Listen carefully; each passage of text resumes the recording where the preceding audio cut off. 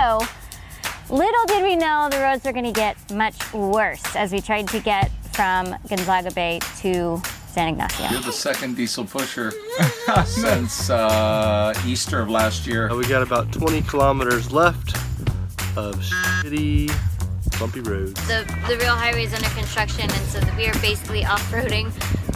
And we thought we could do it towing the truck, but the dirt bike have hit a few times, so we're gonna uncouple. Hopefully it goes well. We passed some like cool Unimog, some off-road RVs. Yep.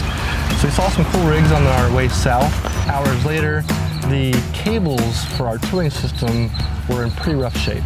They didn't make it. And we killed the drone.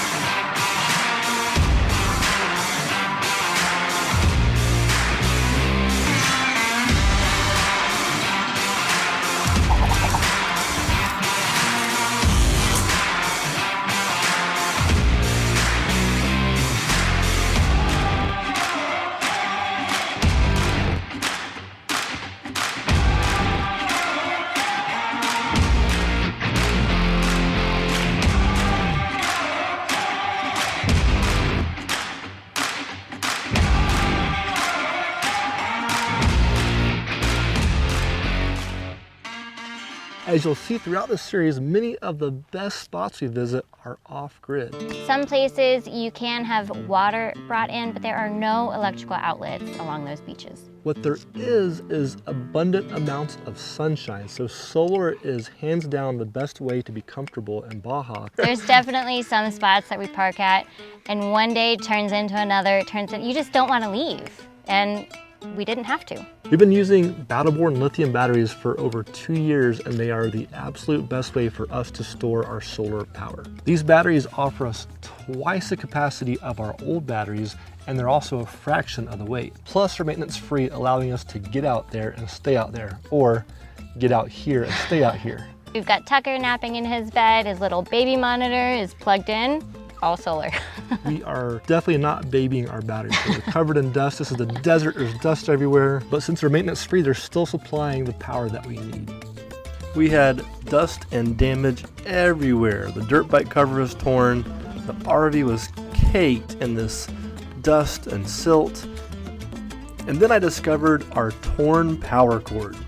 So I got out my tools and went to work. First by removing the old frayed cable section, and then splicing the two good pieces of cable back together and taping it all back up. The cable ended up working just fine and lasted for the rest of our trip through Baja, Mexico. Yeah. Alright, ain't no broken cable gonna keep us from having a party up in here. You ready, Mama? If our liquor cabinet were not zip tied shut, I think we'd have margaritas right now. And Tucker's ready. What do you think, buddy? Do you approve of moving forward? Let's go to Guererro, Negro! Yeah! What does that mean? Black gorilla? What's a Guerrero? I don't know. Guerrero. Guerrero, Negro. Alright, we're getting this train back on the tracks. Truck's hooked up. Mommy and baby and Nutmeg are now back in the RV. Let's roll. Feels so good. That's it? Yeah. I still feel like I'm vibrating. Road's narrow, but I'll take it.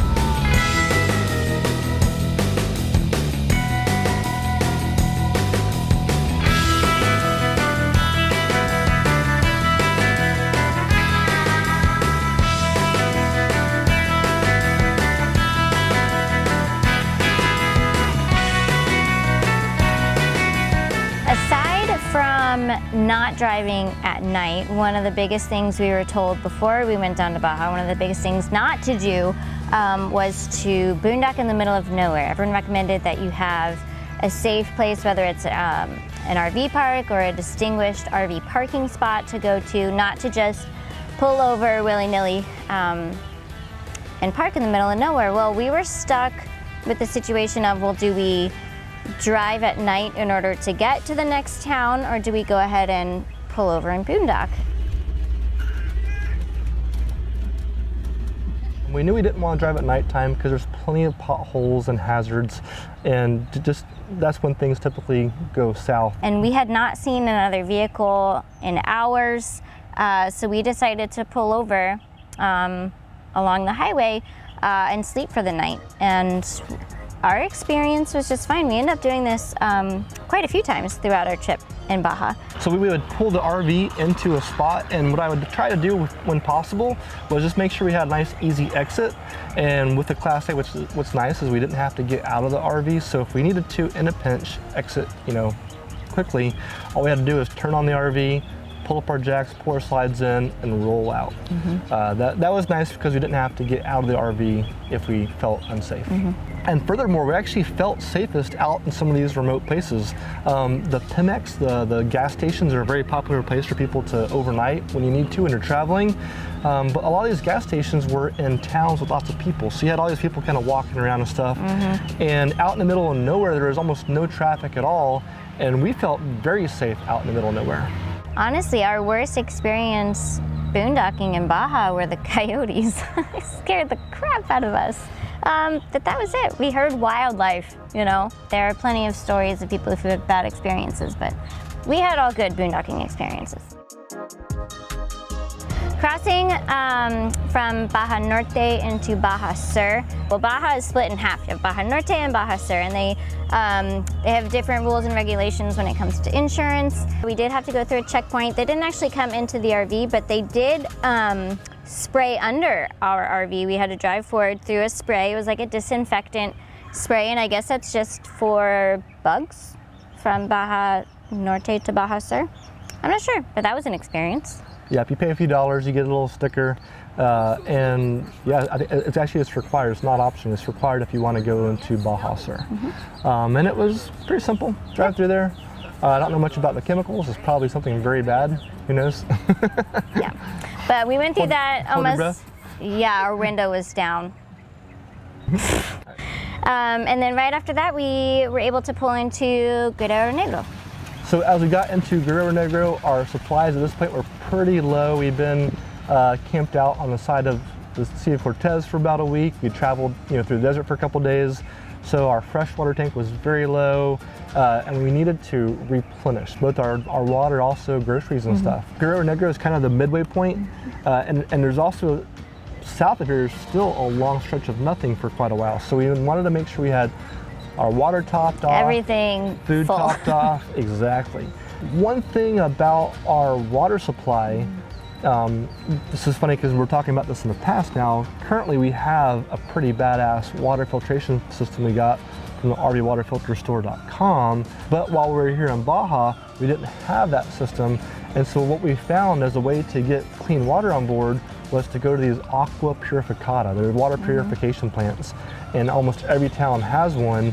And essentially we would just go pay for this purified water, and they'd pump it right into the RV. Yeah, instead of buying like the big 5-gallon buckets, they just fill up our whole water tank. Now, treating the water was an option for us. We could have just pulled up to any water source and filled our tanks and then treated it, but that generally leaves some sort of taste.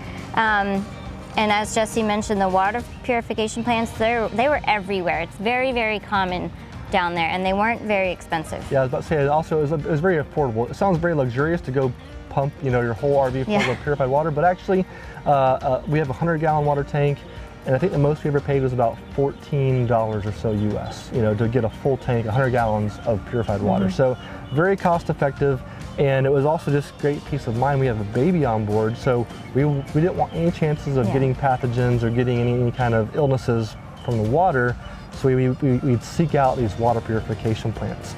And the one in Guerrero Negro is probably one of the most memorable water plants we had to get water at. What a good way to describe it. Because it was right on the main road in town but there wasn't enough space to pull off on the road. In front. Yeah, in front of the store without blocking all the traffic of this big town. So we actually had to go kind of like go around behind the purification plant and pull up the side road where there was also a semi truck at the time. So it was very congested, very tight, but we squeezed in there. We made it work. And they were so accommodating towards us. I mean, we were like, Jesse got like 3 feet away from this semi, and they're like, "You're fine, come on, it's no problem." Yeah. It was cool. It was kind of scary because when you're towing a vehicle like we're doing, we can't go in reverse and back up. Yeah. It's a whole process of unhooking stuff and all that. So we could only go forward, and so it was kind of nerve-wracking, you know, going through these back alleys. But we finally pulled up there and got in just the right spot, put it in park, got some water.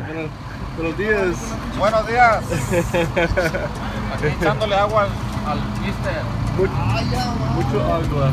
Oh, sí. Muy cerca.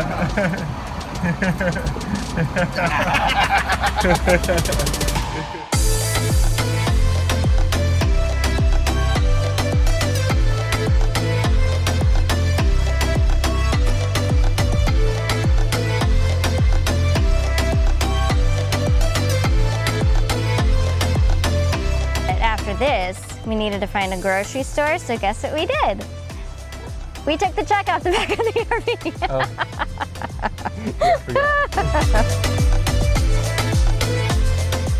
So coming up in the next video, we're going to bring you to Bahia Concepcion. It's my favorite place. Yeah, one of our favorite Beautiful. spots on this trip through Baja was Concepcion Bay. It was just an incredible place. There's tons of places for RVs to park, all shapes and sizes, even big RVs can easily get out onto the beach. We're talking hard packed sand leading out to turquoise water. You just pull your rig right up alongside the water, and they bring you fresh water if you need. There's a restaurant right on the beach. There's sailboats anchored out in the water. It was good times. Oh my gosh. Yeah, it is incredible. That's an incredibly special place. Like, to be able to do that in your RV, that's rare. We've put together a ton of resources to help you travel both in the US as well as Mexico. Things like downloads, checklists. We've got discounts and even some promos to help you out on your trip. Some of the specials, like that free travel guide, are only available for a limited time, so make sure you go get it now. You can find some of our earlier Baja videos over here. The next video in this series is right here. You can find out more information on our website as well. Thanks for watching, and I'll see you in the next video.